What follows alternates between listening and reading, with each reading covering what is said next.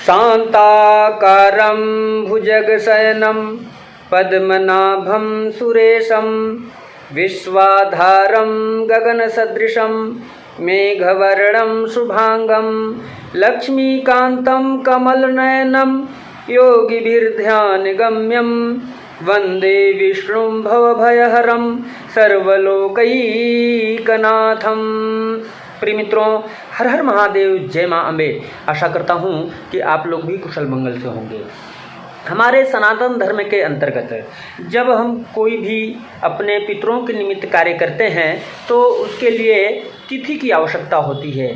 तो हमारे पितरों के लिए जो तिथि है, तो पितरों के लिए अमावस्या तिथि का महत्व क्या है, यह तिथि कितना महत्वपूर्ण है और पितृ कार्य की तिथि हमको कैसे चयन करना चाहिए और जो है इस तिथि की विशेषता क्या है, इस विषय पे हम चर्चा करने वाले हैं। जब आप इस वीडियो को पूरा देखेंगे तब सारी बातें क्लियर हो पाएंगी। देखिए, कहा गया है कि हमारे सनातन धर्म के अंतर्गत जो पुत्र होता है वह अपने माता पिता के निमित्त जो श्राद्ध करता है, तर्पण करता है, तो तर्पण से जो है पितरों की तृप्ति होती है। तो वह तृप्ति, वैसे कहा गया है कि इंसान को, मनुष्य को नित्य तर्पण करना चाहिए। अगर नित्य तर्पण नहीं कर सकते हैं तो अमावस्या तिथि विशेष करके पितरों के लिए है। और शास्त्रों में कहा गया है, क्योंकि हम शास्त्र की बात करते हैं, शास्त्र के बिना कुछ नहीं करते हैं, तो आप लोग शास्त्र के ऊपर विश्वास करते हुए, श्रद्धा रखते हुए, श्रद्धापूर्वक अपने पितरों के निमित्त कार्य करें। अमावस्या तिथि के बारे में हम चर्चा कर रहे हैं। तो अमावस्या तिथिरियम पितॄणाम दयिता सदा, यानी कि जो पितरों के निमित्त हम कर्म करते हैं, यह अमावस्या तिथि में किया गया कार्य सद्य फलीभूत होता है और पितरों की अक्षय तृप्ति होती है। अमावस्या के दिन तर्पण अवश्य करना चाहिए। हर पुत्र को अपने माता पिता के निमित्त तर्पण का कार्य अवश्य करना चाहिए, क्योंकि शास्त्र कहता है अस्याम दत्तम तपस्तप्तम पितॄणामक्षयं भवेत् अमावस्या महाराज प्रयत्नैरूपोषिता, यानी कि प्रयत्न पूर्वक अमावस्या तिथि के दिन 3 कार्य अवश्य करना चाहिए। यह 3 कार्य क्या है? सबसे पहले अमावस्या तिथि के अंतर्गत आपको गंगा स्नान करना है। श्राद्ध के लिए जलाशय, तट, गंगा तट, नदी का तट, यह महत्वपूर्ण होता है। तो अमावस्या के दिन सर्वप्रथम हर पुत्र को, जिनके माता पिता जीवित नहीं हैं, वह अपने माता पिता के निमित्त सर्वप्रथम स्नान कर लें। स्नान करके शुद्ध हो जाएं। इसके बाद दान करना है।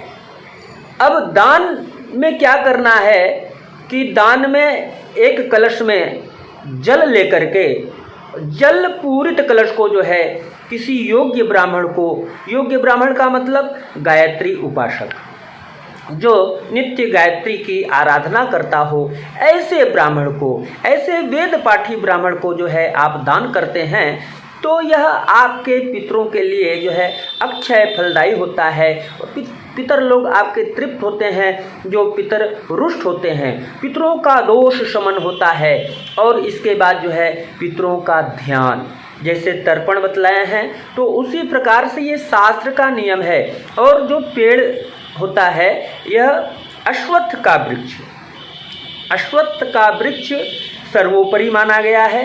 तो पीपल के पेड़ के नीचे बैठ करके आप स्नान करने के उपरांत कुश का आसन लगा करके बैठ जाएं और पितृ गायत्री का देवताभ्यः पितृभ्यश्च महायोगिभ्येव च नमः स्वाहायै स्वधायै नित्यमेव नमो नमः, कम से कम जो है आप 1 माला पितरों के निमित्त, अपने माता पिता के निमित्त यह जप कर लेवें। इससे आपके परिवार में जो पितरों से संबंधित दोष व्याप्त है, वह दोष शमन होता है। वह दोष शमन कैसे होगा? जब आप यह कर्म करेंगे तो आपके पितृकुल जो है तृप्त होंगे। जब तृप्त होंगे तो आपके परिवार को हरा भरा रखेंगे। जब पितृ तृप्त होंगे तो देवताओं की भी कृपा बनेगी। जब पितृ तृप्त नहीं होंगे तो कुल देवता हो, चाहे ग्राम देवता हो, चाहे स्थान देवता हो, चाहे इष्ट देवता हो, किसी की भी कृपा नहीं बन सकती है। सभी लोग पितृगणों के बाद ही देवलोक आता है, देवगण आते हैं। तो पितृलोक में जितने भी आपके पितर हैं सबकी शुभ दृष्टि कैसे व्याप्त हो आपके परिवार पे, वंशावली की कैसे वृद्धि हो, पितृदोष कैसे शमन हो, जिसके लिए ही आपको मात्र 3 कार्य करना है। और यह जो अमावस्या तिथि है, अमावस्या तिथि पितरों के लिए जो है बहुत ही महत्वपूर्ण है। अब इसके लिए भी कहा गया है कि अमावस्या भौम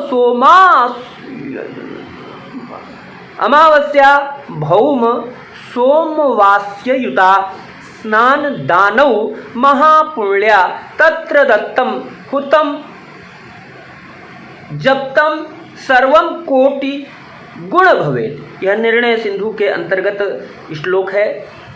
शास्त्र प्रमाण के साथ हम बात करते हैं तो स्पष्ट रूप से बताया गया है कि अमावस्या के दिन जो भी कर्म आप पितरों के निमित्त करते हैं कई गुना फलदायी होता है। और विशेष करके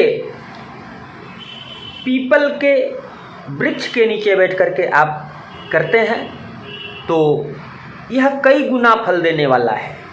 आपके पितृलोक के सारे जो निवास करने वाले हैं आपके पितृगण वह अति प्रसन्न होते हैं।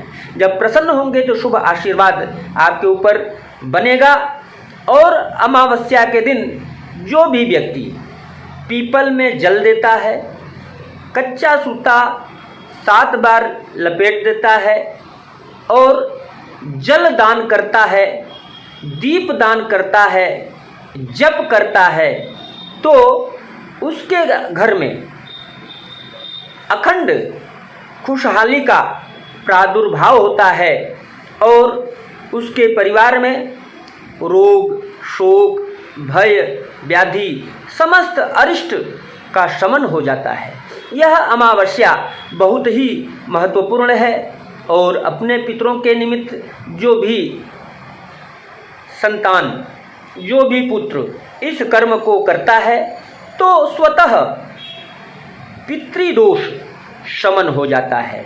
तो आशा करता हूँ कि हर पुत्र अपने दिवंगत माता पिता के निमित्त श्राद्ध में ध्यान देते हुए, अमावस्या तिथि के दिन ध्यान देते हुए, स्नान करते हुए आप जो है दान दें। चावल है, आटा है, सफ़ेद वस्त्र है और पीपल वृक्ष के नीचे आप जो है पितृ गायत्री का जप करें। जैसा हम बताए, देवताभ्य पितृभ्यश्च महायोगिभ्य एव च नमः स्वाहायै स्वधायै नित्यमेव नमो नमः। फिर इसके बाद आप नारायण का, जनार्दन का हाथ जोड़ करके ध्यान करें। सशंख चक्रम सकिरीट कुंडलम सपीत वस्त्रम सरसीरुहेक्षणम सहारवक्ष स्थलकौस्तुभश्रेयां नमामि विष्णुं शिरसा चतुर्भुजं। नारायण को नमन करें ताकि नारायण की प्रसन्नता में ही पितरों की प्रसन्नता है।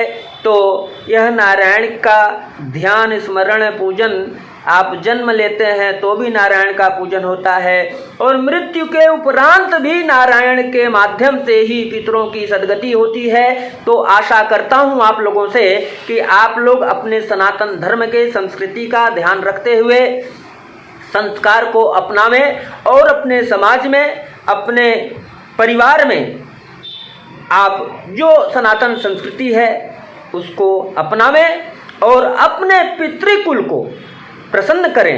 जो आपके कर्म हैं, जो हमारे सनातन धर्म की संस्कृति है, उसको अपनाते हुए आप पितृदोष से मुक्त रहें। तो जब आपके पितर प्रसन्न रहेंगे तो स्वतः आपके घर में उत्तरोत्तर हर क्षेत्र में वृद्धि पाई जाएगी। तो आशा करता हूं कि यह वीडियो आप लोगों के लिए विशेष करके उपयोगी होगी और आप लोग जो है इसका उपयोग करेंगे। और जो नए सज्जन इसको देख रहे हैं, आप इस परिवार से जुड़ने के लिए चैनल को सब्सक्राइब कर लेवें, लाइक कर लेवें, ताकि इसी तरह से शास्त्रोक्त प्रमाण के साथ आप लोगों को जानकारी मिलती रहे। तो आज के वीडियो में इतना ही। इसी तरह से दिव्य चर्चाओं को हम लेकर के आते रहते हैं। तो तब तक के लिए हर हर महादेव, जय मां अम्बे।